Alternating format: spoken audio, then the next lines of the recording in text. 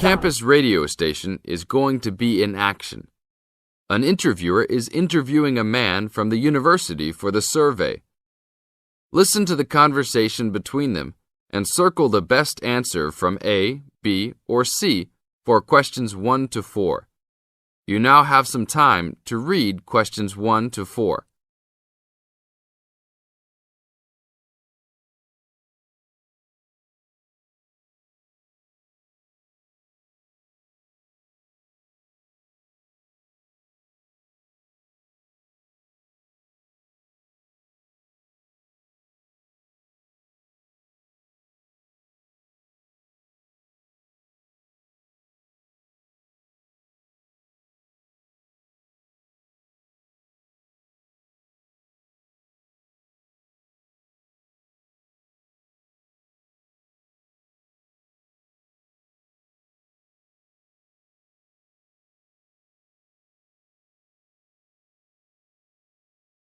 Now, we shall begin. You should answer the questions as you listen, because you will never hear the recording for the second time.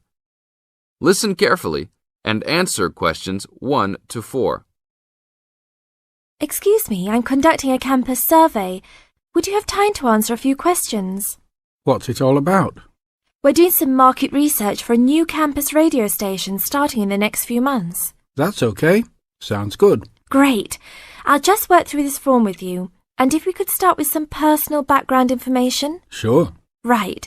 If I could have your age, please. 26. Okay, good. And are you a student, teacher, or in another job? Well, I'm a tutor, but I'm also a postgraduate student, so I don't know what you might call me. What do you think? Okay, well, I'm more of a teacher, really. Fine. And would you mind if I asked about your salary, or I could leave it blank? No, that's okay. It's $20,000 a year. Thanks. Right. Now about your current listening habits. What would you say is your main reason for listening to radio? Well, I'm usually busy during the day at work, so I usually only listen to the radio at night. It helps me relax and unwind, even if I'm studying. Good. And how many hours a day on average do you listen to the radio? Well, not a lot really. I'd say just over an hour all told. Now you have some time to read questions 5 to 10.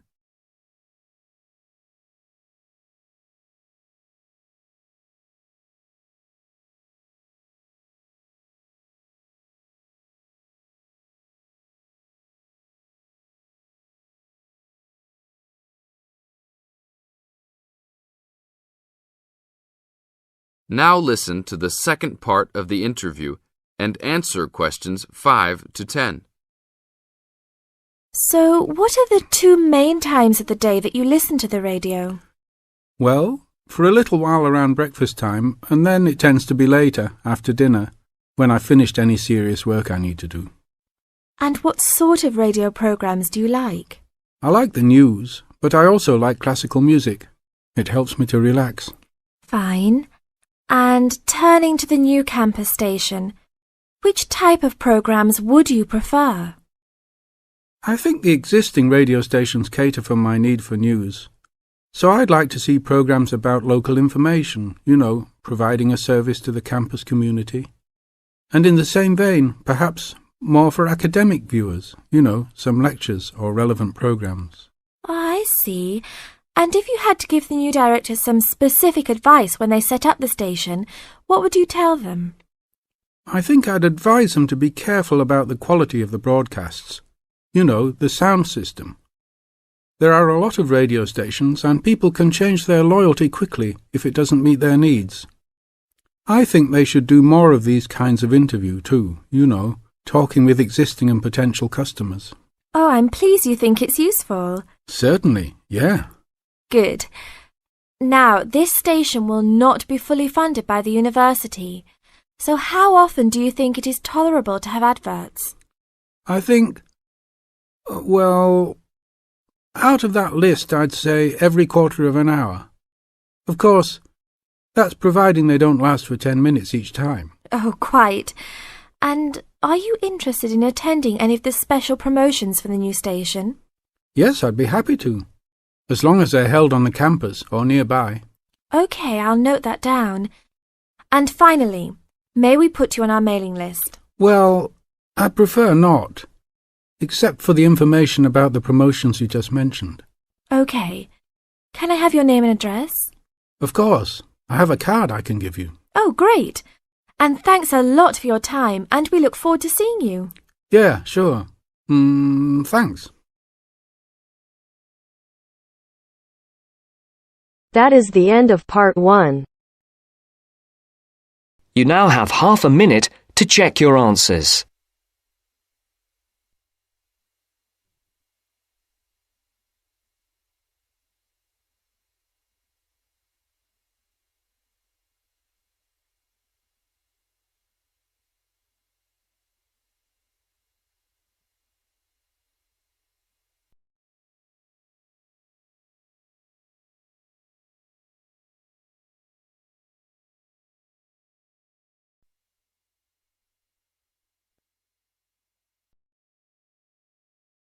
Now turns to part 2. Part 2. First, you have some time to look at questions 11 to 17.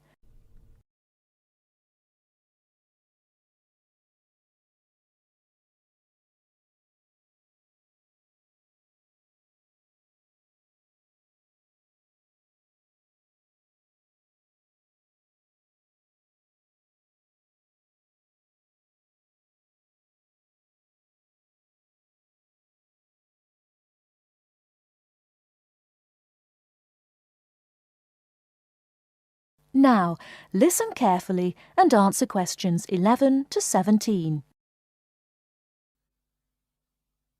Good afternoon, everyone, and welcome to this short talk on the subject of fireworks. Now, fireworks, as I'm sure many of you know, were invented in China, though there has long been disagreement as to exactly when, or even in which century. The consensus nowadays, though, is that it was in the 6th, as there is considerable evidence of war rockets being made then.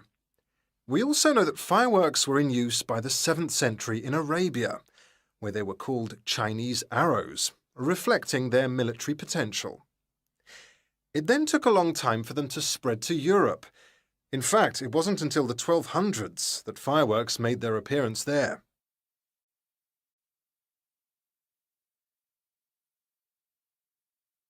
The basic ingredients of fireworks have changed little to this day. Their explosive capacity comes mainly from black powder, also known as gunpowder, which is produced from a mixture of charcoal, sulfur, and potassium nitrate. A modern aerial firework, the kind used nowadays in big public displays, not the small rocket type that you might remember from your childhood, is normally made in the form of a shell, often a sphere about the size of a peach. Inside the shell are a number of stars, surrounded by black powder, and running through the centre of the round shell is a charge that makes the firework explode when it reaches the desired altitude. This is known as the bursting charge. When this explodes, it ignites the outside of the stars, which begin to burn with bright showers of sparks. Since the explosion throws the stars in all directions, you get the huge sphere of sparkling light that is so familiar at firework displays. A shell of this kind is launched from a 75mm diameter mortar, which in some ways resembles the type used by the military. The mortar is a steel, or increasingly for safety reasons, shatterproof plastic pipe. This is likely to be 500mm long and sealed at one end. The other end is aimed at the sky, and at the bottom of the pipe, below the shell, is placed a cylinder containing black powder. This has a long fuse, which projects out of the tube. When this is lit, it quickly burns down to the lifting charge, which explodes to launch the shell. In so doing, it also lights the shell's fuse. The shell's fuse burns while the shell rises to its correct altitude and then ignites the bursting charge so it explodes. Before you hear the rest of the talk, you have some time to look at questions 18 to 20.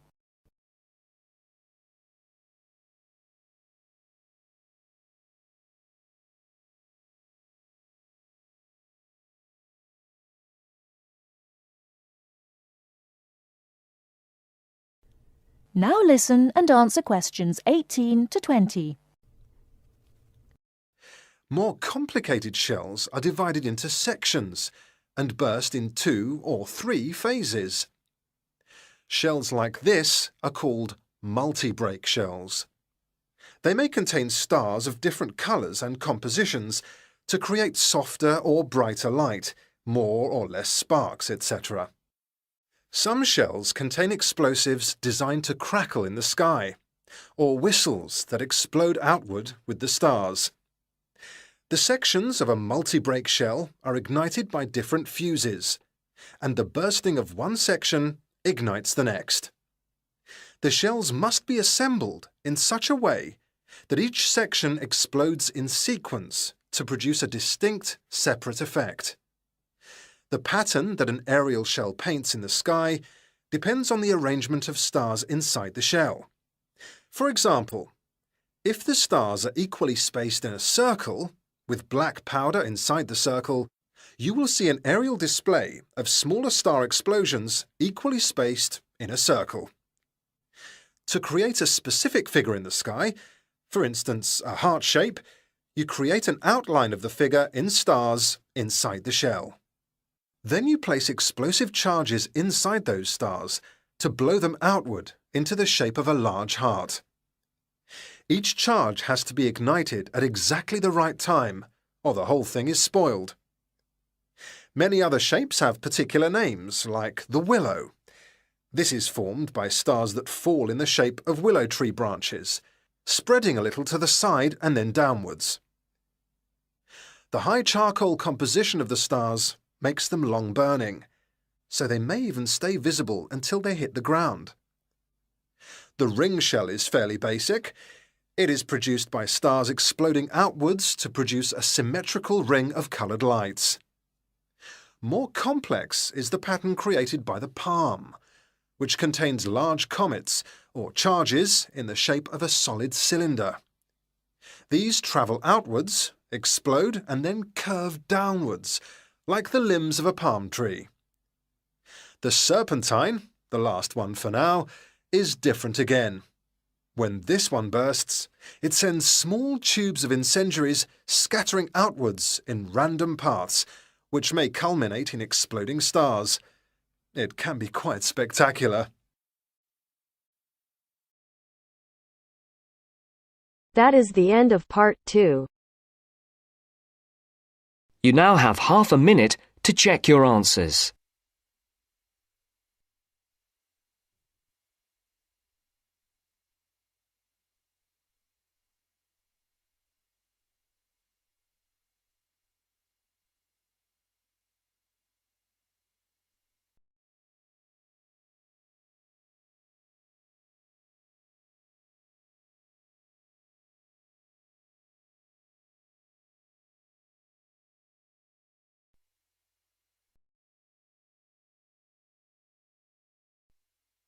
Now turns to part 3. Part 3. I have with me today Matthew East, a registered osteopath and a supporter of alternative techniques in healthcare. Matthew, can you tell us more about osteopathy? First, you have some time to look at questions 21 to 26.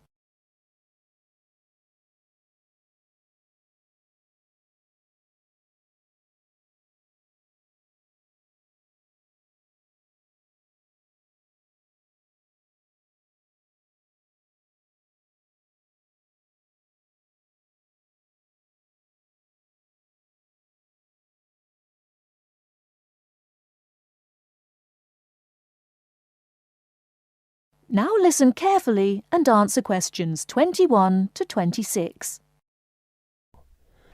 Over the past 50 years, there have been some radical changes in medicine as it is known in the West. This is largely the result of vast improvements in technology, but also in the rising importance of alternative treatments. I have with me today Matthew East, a registered osteopath and a supporter of alternative techniques in healthcare. Matthew, can you tell us more about osteopathy?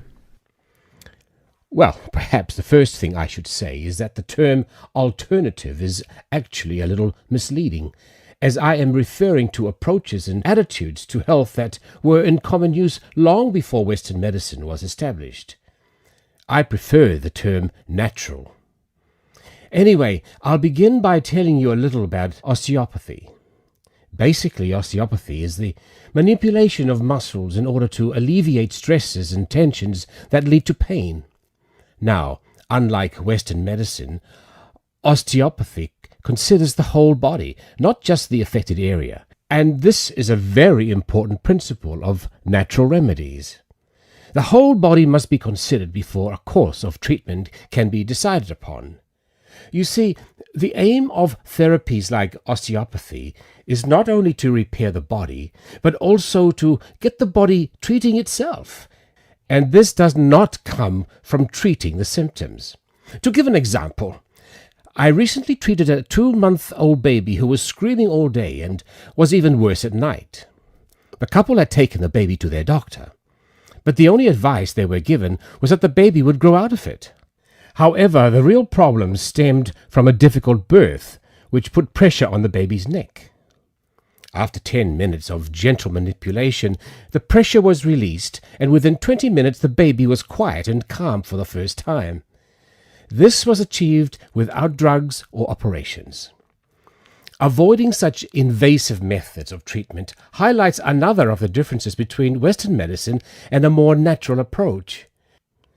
You see, Western medicine often uses surgery in order to find a solution to problems that could have been addressed with simple remedies. A medical approach that looks closely at how essential an operation is before it is performed would offer patients a considerably less stressful method of treatment, not to mention the financial savings. Natural remedies actually amount to about 10% of the cost of a Western course of treatment.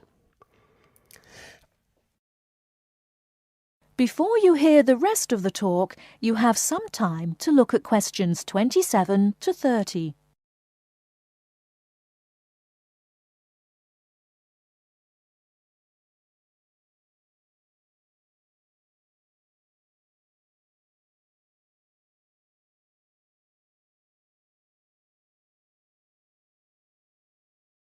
Now listen and answer questions 27 to 30. I'd like to mention the subject of surgery again a little later, but I would like to say at this point that there are those that claim that the benefits of osteopathy and herbal therapies are largely psychological, that they have not undergone the clinical trials that pharmaceuticals have.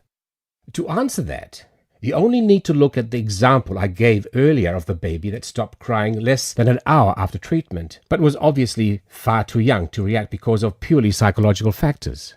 Another example can be seen in the successful use of acupuncture in the treatment of animals. In response to criticism regarding clinical trials, it is worth noting that the power of pharmaceutical companies is such that, although some drugs fail the standards required of them, they are sometimes still prescribed by doctors. Moving on to another point, it should be stressed that natural remedies, in addition to having no side effects, can also be applied to any patient. Now, I'm not suggesting that the same treatments are used indiscriminately. Although natural remedies can be used with any age group, the treatment selected is very specific to the person. By this I mean that not only the general health of the patient needs to be considered, but also their habits, diet, and lifestyle in order to build a complete picture. However, I am not suggesting that we should reject Western medicine entirely. In fact, there have been occasions when I have referred patients to their doctor, as I felt that in those cases it was the most suitable course of action. There are many situations in which it is by far the best option. Take emergency surgery, for example. Obviously, more natural remedies do not provide the speed required in such cases. The best solution would therefore be an open-minded combination of the two forms. Well, thank you very much, Matthew. That was a very interesting insight into natural treatments. Next week we'll be inviting Dr. Moore. That's Moore, onto the programme to argue his case as a doctor. Until next week, then, goodbye. That is the end of part 3. You now have half a minute to check your answers.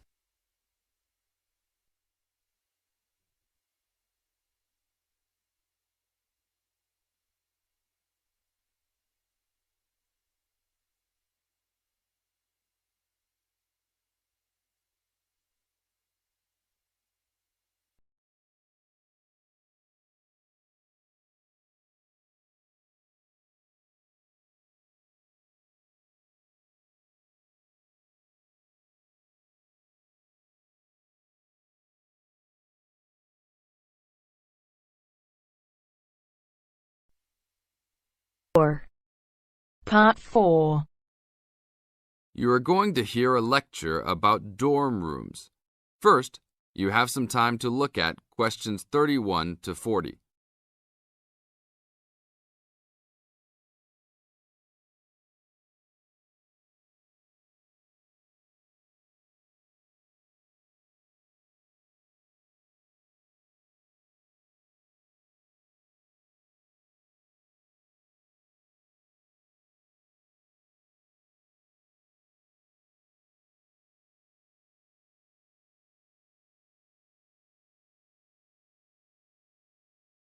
Now listen to the tape and answer questions 31 to 40. Welcome to your new home for the upcoming year. These dorm rooms are among the best in the nation and are the newest ones at this school. So I hope you will all learn to appreciate them and take good care of all the facilities here. I am Gina, and I will be residential advisor in this building for the year. Today I am going to tell you about some of the programs and facilities that are available to you. I will also be telling you the rules that everyone is expected to abide by. I will be asking you to give me your full attention for the next few minutes. I will first tell you about the facilities that are available to you. The dining facility is located on the first floor of the building. It is open 7 days a week from 7 a.m. to midnight. All the food offered to students is freshly made every day, and my own opinion is that the food is actually quite good. Feel free to come and grab a banana for breakfast or sit down with a group of friends for dinner. Although your meals are served buffet style, please do not waste food. All students are expected to clean their own tables after meals. In the basement of this building, there is a gym and recreational hall. The gym has workout equipment such as treadmills and weight sets. In the recreational hall, there are ping-pong tables and a pool table for student use. You must sign in when using this equipment, and you will be held responsible for any damages or losses. The gym and recreational hall are open daily from 10 a.m. to 10 p.m. There is a kitchen located on the second floor of this building. Your dorm key will open this door.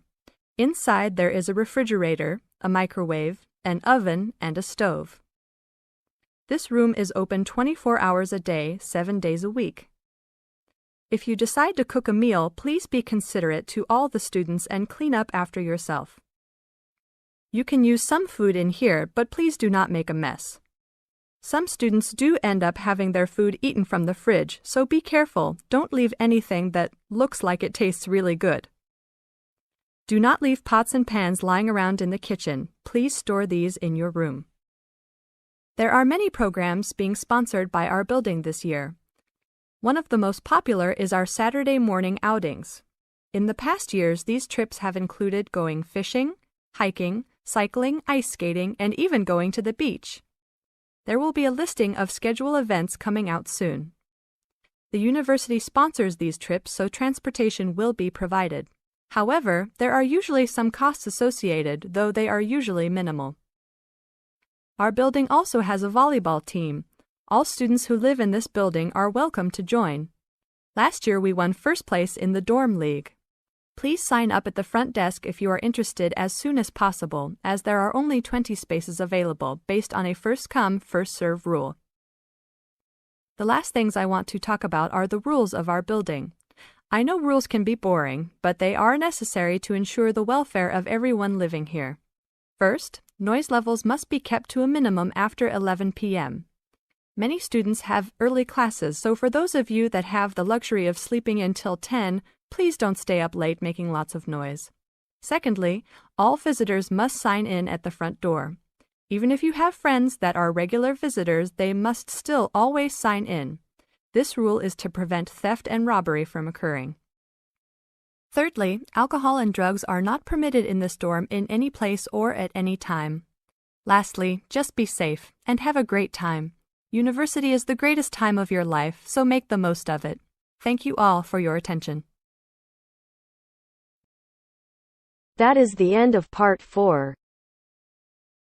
You now have half a minute to check your answers.